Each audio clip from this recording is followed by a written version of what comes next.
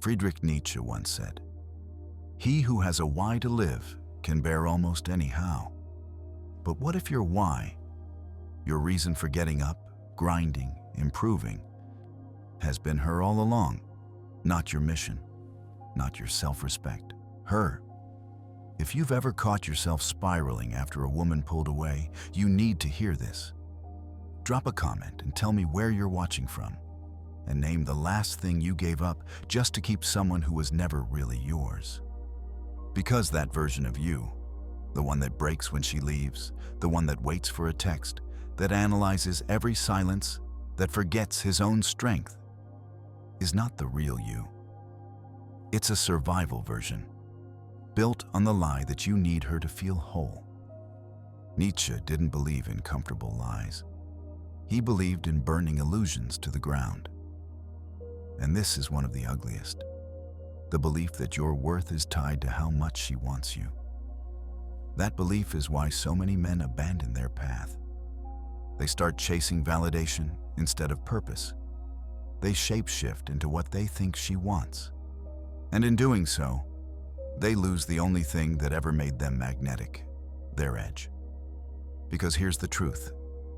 No woman can complete you. No woman can give you a backbone. And the second you need her to feel strong, you've already handed her your power. Nietzsche's harshest lesson is also his most freeing. You must kill the part of you that needs to be chosen. Only then do you become someone worth choosing. And that's where we begin. Nietzsche believed that true transformation only begins when the old self dies.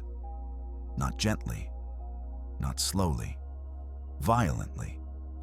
And the version of you that's still addicted to her approval, that version needs to be burned, reduced to ash. Because if it survives, it will keep whispering. It will keep sabotaging. It will keep turning you into a man who bends, breaks, and bows just to be chosen. You don't negotiate with that part. You don't reason with it. You drag it into the light. You starve it of attention. You cut off its air supply. And when it claws to survive, you remind yourself, this is not growth. This is death. Necessary, brutal death. Because that version of you, that's the traitor within. It's the voice that says, don't upset her. Don't be too honest. Don't be too masculine. Don't lose her. But every time you silence yourself, soften your truth, or twist into something smaller for her comfort, you're not preserving love. You're murdering self-respect. You're throwing your mission on the altar of validation. Nietzsche's concept of the Übermensch wasn't about dominance. It was about evolution. A man who sheds the skin of dependency. A man who births new values from his own suffering.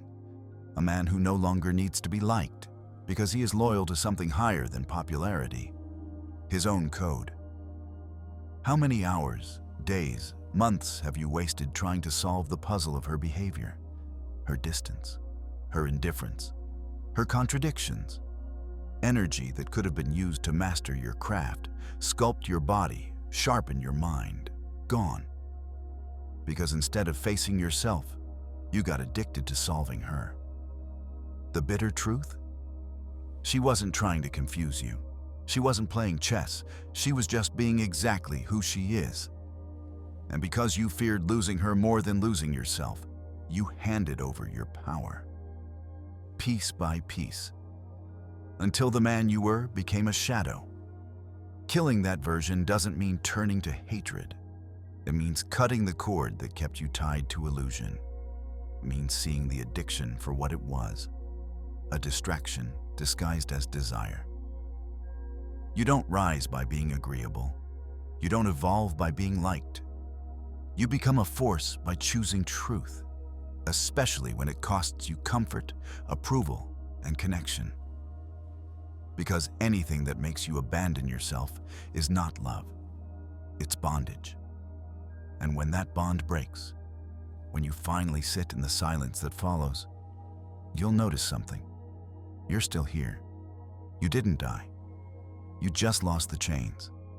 And for the first time, you can breathe as a man who no longer needs her to feel whole. That's not loneliness.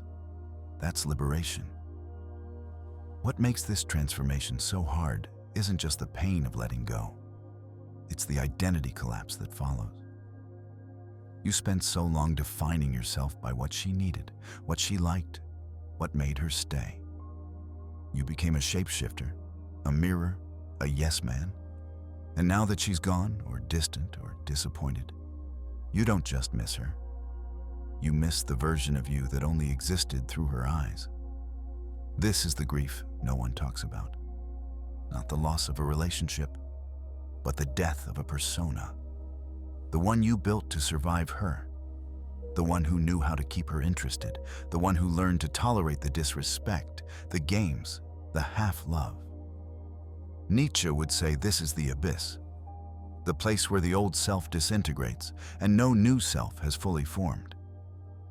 It's the in-between, and it's terrifying, because without her gaze, you feel invisible. Without her presence, you feel pointless. But this pain is sacred. It's the fire where the new man is forged. The problem is, most men run from that fire. They numb it, avoid it, or worse, chase another woman to fill the void she left. And so the cycle begins again. A new face, a new dynamic, the same emptiness. Until you finally stop.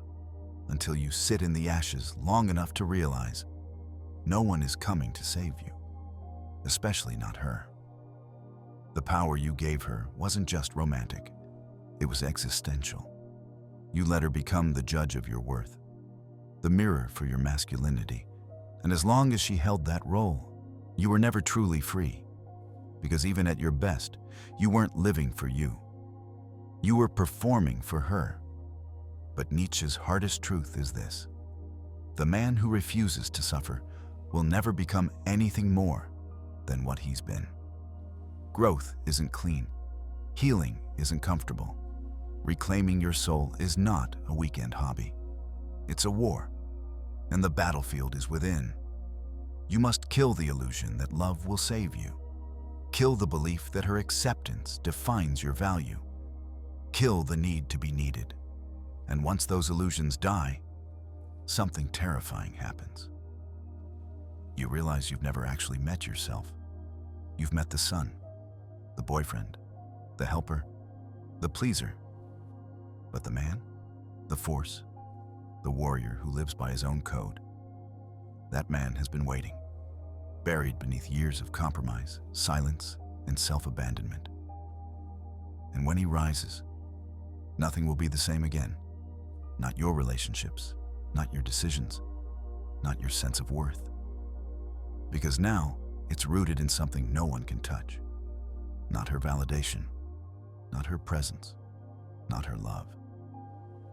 But in the fire you walked through, and the man who walked out of it.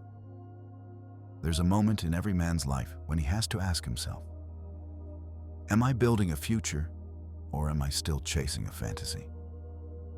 Nietzsche warned against the kind of love that softens a man, the kind that robs him of fire, clarity, and strength under the illusion of connection. And yet, that's the love many pursue. It starts small. You compromise here. You bend there. You tell yourself it's temporary, that you're just being flexible, understanding, mature. But those aren't compromises. They're slow acts of self-erasure. They're signs you've put her at the center of a life that was never meant to orbit anyone else. Real power doesn't come from winning her over. It comes from walking away the moment you realize you've started losing yourself. That's the crucifixion of the weaker self. The version of you that just wanted to be loved, even if it meant becoming unrecognizable to the man you once admired in the mirror. Nietzsche believed that suffering is a forge. And what you're experiencing when she pulls away, when she manipulates, when she tests your limits, is exactly that. A forge. You can either melt or you can harden. But you don't stay the same. Ask yourself, What part of me still hopes she'll see my worth if I just try harder?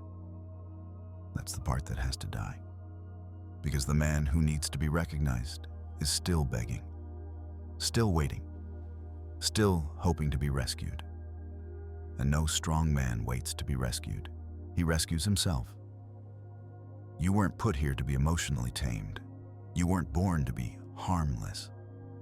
The fire in you wasn't meant to be extinguished by anyone's discomfort, least of all, hers. And when you finally stop filtering yourself through the lens of what she might think, you'll find something far more dangerous and far more rare. Your real voice. That voice doesn't plead. It doesn't shrink. It doesn't chase. It builds. It leads.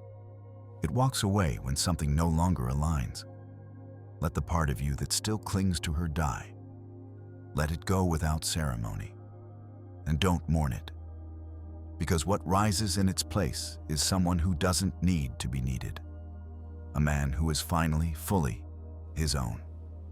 There's a reason Nietzsche wrote that to become who you are, you must be willing to endure the fire of destruction. Not the destruction of the world around you, but of the lies within you. And one of the most corrosive lies is this: that your worth as a man is proven by how well you can keep a woman happy. This conditioning is ancient. It's been passed down through generations, taught to boys by wounded fathers, reinforced by broken mothers, romanticized in movies, and normalized in culture. The idea that a man's value is determined by how well he can serve, satisfy, and sacrifice for her. But Nietzsche would call this what it is: slavery dressed as nobility.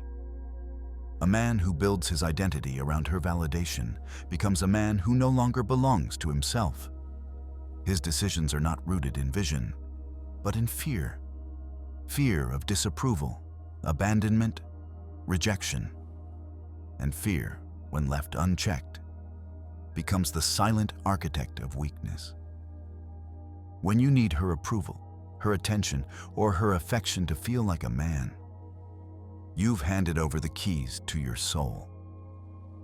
And no matter how strong you appear on the outside, inside, you're a tenant in your own life, renting space in her emotional economy, waiting for her cues to feel confident, grounded, worthy.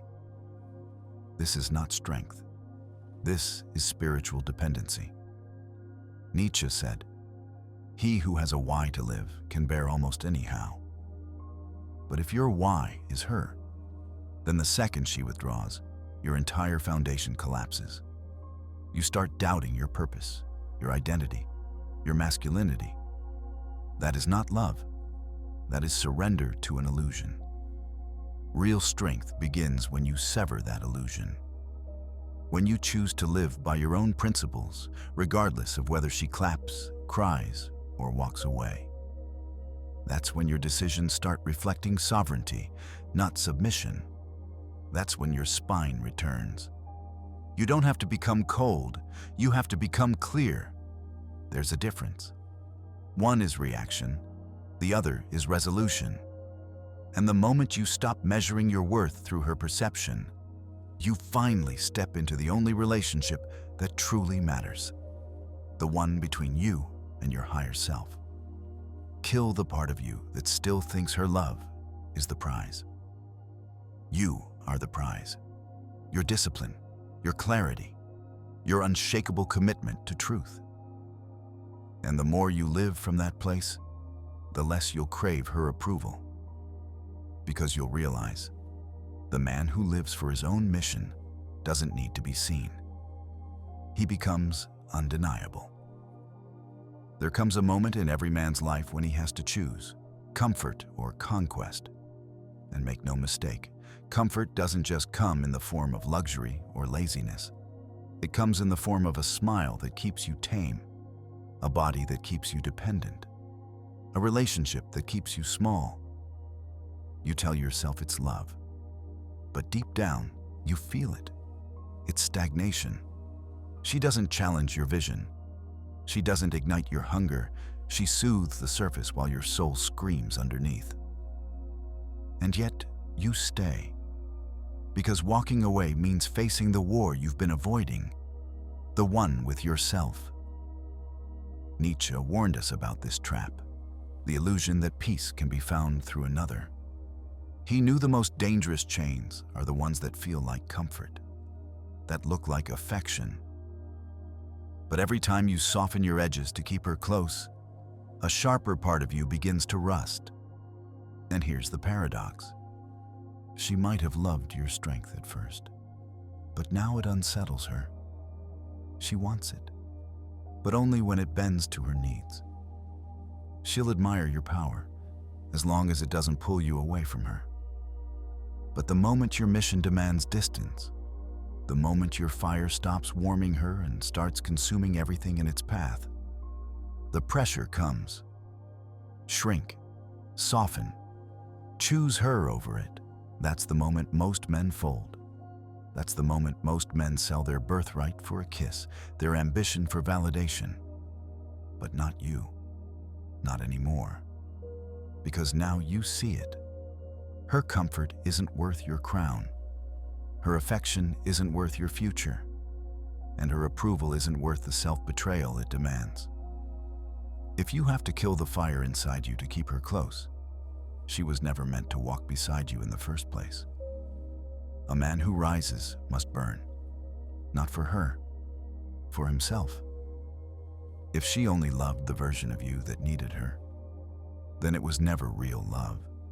It was control. And when you stop needing, the dynamic breaks. The mask falls. Suddenly, you're not predictable. You're not emotionally malleable. And that's when her interest begins to fade. It wasn't your strength she loved. It was your compliance. Nietzsche would have called this a test of power, not over her, but over yourself. Can you endure the moment when your transformation makes others uncomfortable? Can you resist the urge to shrink just to keep her close? Because that's when you're closest to truth. When your growth costs you what your weakness attracted. People don't always love you. They love how you make them feel. And if your strength disrupts their comfort, they'll say you've changed. They'll call it arrogance, coldness, distance. But what it really is independence, the kind that no longer bends to emotional manipulation.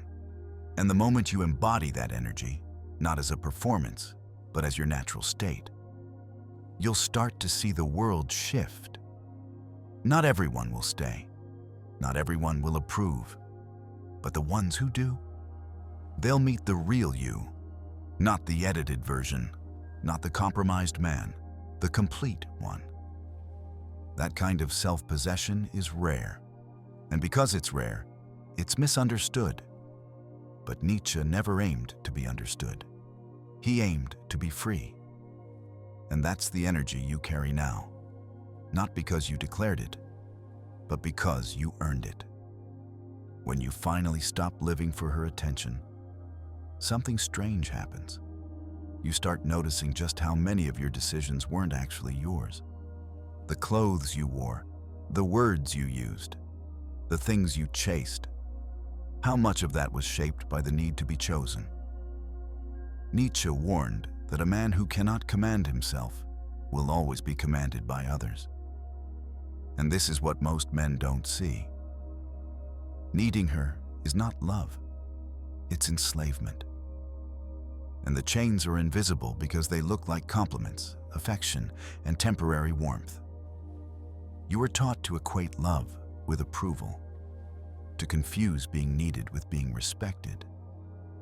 But the second she senses your purpose bends for her, the respect begins to erode. Not out of malice, but because you've shown her you'll trade your backbone for her smile. That's not strength. That's submission dressed up as romance. Reclaiming your strength doesn't start with revenge or bitterness. It starts with precision. You cut away the lies you told yourself about what love should look like. You remove the fantasy that she would fix you.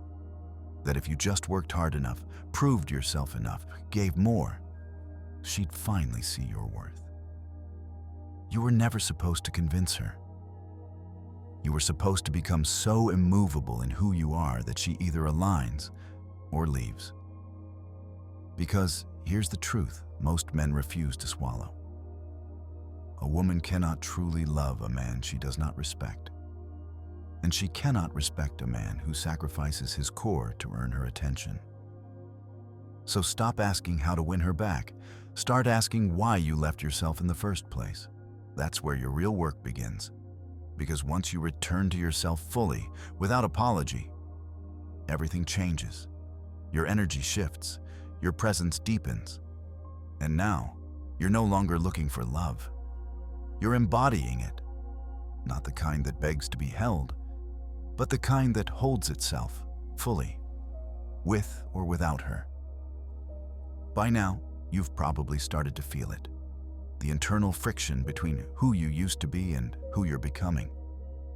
This is the death Nietzsche spoke of. Not physical death, but the disintegration of an identity built around approval, need, and emotional dependence. And when that structure finally collapses, something rare begins to emerge. Real strength, real clarity. What most men don't realize is that their pain, their emptiness, their constant anxiety in relationships, it doesn't come from women. It comes from disconnection from self, from betraying your own instincts to serve someone else's comfort, from silencing your anger, your ambition, your intuition just to keep the peace. But peace without power is submission, and submission without awareness is slavery. You can't fix this by becoming more agreeable. You can't save yourself by being softer, safer, or more understanding. That only feeds the dynamic. What you need is fire. The kind of fire that burns through your fear of being alone, your fear of being misunderstood, your fear of not being wanted. You need the fire of solitude, because only when you choose solitude over self-betrayal do you begin to attract people who respect you instead of using you.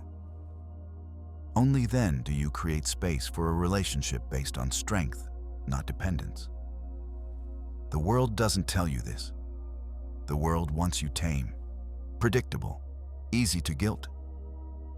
But Nietzsche would tell you, a man who knows his worth is dangerous, not because he harms, but because he cannot be manipulated. Not by women, not by society, not by his own neediness. So ask yourself now, without flinching, who are you when no one needs you? Who are you when you're no longer playing the role of the good man just to feel loved? If you can sit in that silence and still hold your center, you've already done what most men will never dare. You've started to kill the part of you that needed her to be whole. There's a moment most men never reach. The moment when silence doesn't feel like loneliness, but like freedom.